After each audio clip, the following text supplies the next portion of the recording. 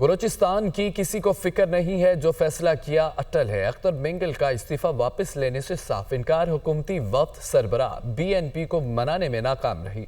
Opposition का वफ्द भी कायल ना कर सका। दूसरी जानिब स्पीकर कौमी असम्बली ने हुकूमती दरख्वास्त पर बीएनपी के सरबराह के इस्तीफे पर कार्रवाई रोकती है। दिन भर मुलाकातों का हवाल इस रिपोर्ट में जानते हैं।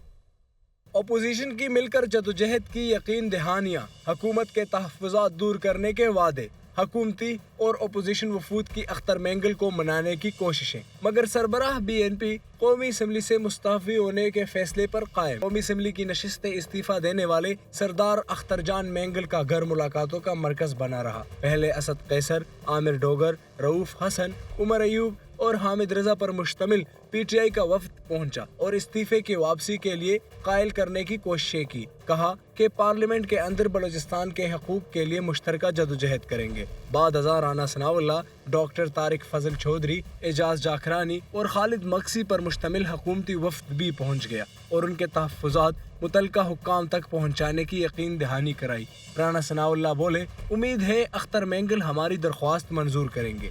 तवील मुलाकातों के बाद भी अख्तर मेंगल अपने मौक़िफ़ पर डटे रहे। कहा, बलूचिस्तान का इस्तेहसाल जारी है, इस्तीफा वापस लेने का इरादा नहीं। रात को महमूद अचकज़ई की क़यादत में अपोजिशन वफ्द एक बार फिर अख्तर मेंगल को मिलने पहुंचा, जिसमें लतीफ़ कोसा, असद कैसर, नासिर शिराजी शामिल थे। ज़राए के मुताबिक मुलाकात में अपोजिशन के वफ्द ने बलूचिस्तान के लिए भरपूर आवाज़ उठाने के लिए मिलकर चलने की पेशकश की।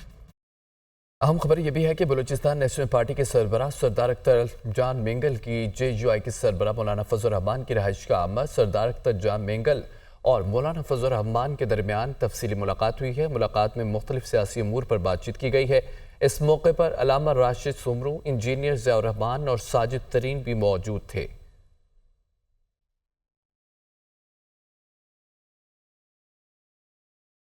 सीनियर सियासतदान फवाद चौधरी ये कहते हैं कि मुज़ाकरात के नाम पर नवाज शरीफ और बानी पीटीआई सियासत कर रही हैं।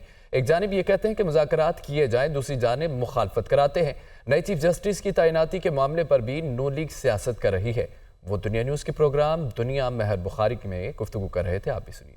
आलमी मंजरनामे से खबर यह है कि अमरीका में सदारती इंतखाबात दिलचस्प मरहले में दाखिल हो चुके हैं। 6 रियासतों में किसी को बरतरी हासिल नहीं है। सर्वे के मुताबिक कमला हैरिस और रिपब्लिकन सदारती उम्मीदवार ट्रंप ने सख्त मुकाबला होगा, जबकि सदर मुंतखब होने के लिए जॉर्जिया और पेंसिल्वानिया में कामयाबी लाजमी होगी।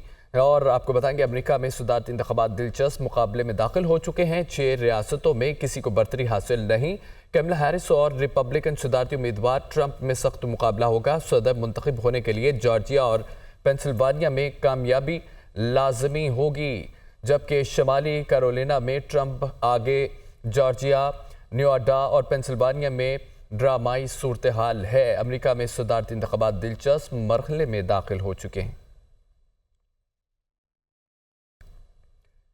कैनेडियन वज़ीर आज़म जस्टिन ट्रूडो की हुकूमत को दचका। न्यू डेमोक्रेटिक पार्टी ने हुकूमत से राहें जुदा कर ली हैं। हुकूमत पर अदम एतमाद करते हैं।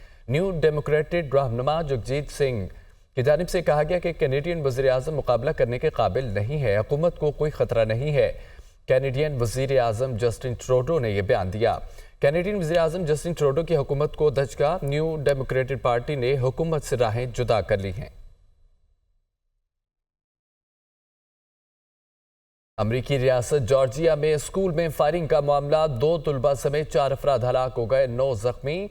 स्कूल में फायरिंग करने वाला 14 साल तालिब इल्म है। पुलिस के मुताबिक अमरीकी गन वायलेंस के खात्मे के लिए किरदार अदा करें। कमला हैरिस ने कहा है कि मुल्क से हमेशा के लिए गन कल्चर को ख़त्म करना होगा। स्कूल में फायरिंग करने वाला 14 साल तालिब इल्म है। अमरीकी रियासत जॉर्जिया में स्कूल में फायरिंग, 2 तलबा समेत 4 अफराद हलाक हो गए, 9 जख्मी। अमरीकी गन वायलेंस के खात्मे के लिए किरदार अदा करना है। कमला हैरिस ने कहा है कि मुल्क से हमेशा के लिए गन कल्चर को ख़त्म करना होगा। यूटिलिटी स्टोर्स का कारपोरेशन का सैकड़ों अशिया की कीमतों में कमी का ऐलान। 700 से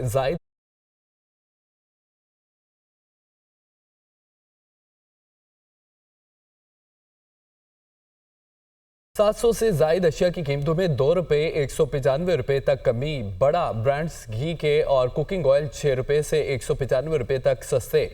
जबकि मिल्क पाउडर और पैकिंग दूध की कीमतों में 3 रुपये 117 रुपये तक की कमी की गई है। तमाम ब्रांड्स की चाय की कीमतों में 3 रुपये से 100 रुपये तक कमी की गई है। यूटिलिटी स्टोर्स कॉरपोरेशन का सैकड़ों अशिया की कीमतों में कमी का ऐलान। 700 से जायद अशिया की कीमतों में 2 रुपये से 195 रुपये तक की कमी की गई है। हुकूमत का दावा है कि सरप्लस बिजली मौजूद है तो लोड शेडिंग क्यों हो रही है। कौमी असम्बली में आसिफ भुट्टो का सिंध में तवील लोड शेडिंग पर सवाल। कहा कि पावर डिवीजन ने जो तहरीरी जवाब दिया है उसमें तजाद है। मेरे हल्के में 18 से 20 घंटे नहीं 2 से 3 दिन तक भी बिजली बंद की जा रही है। वज़ीर कानून आज़म नज़ीर तारड़ ने जवाब दिया है कि बिजली ना होना लोड शेडिंग की वाहिद वजह नहीं है, रिकवरी ना होने की वजह से भी लोड शेडिंग होती है। The minister claims that there isn't load shedding, and then why are people, especially in my constituency, especially across Sindh, suffering for 2 to 3 days, 18 hours, sometimes with no electricity, with complete load shedding? Is the minister saying that 18 hours of outages every day are due to faults? 18 hours or 20 hours is the benchmark which is regarding the recovery. But if it goes beyond, then it may be because of the fault or some other issue, which may be a technical issue. I'll get back to you after getting the information regarding the specific area you are mentioning.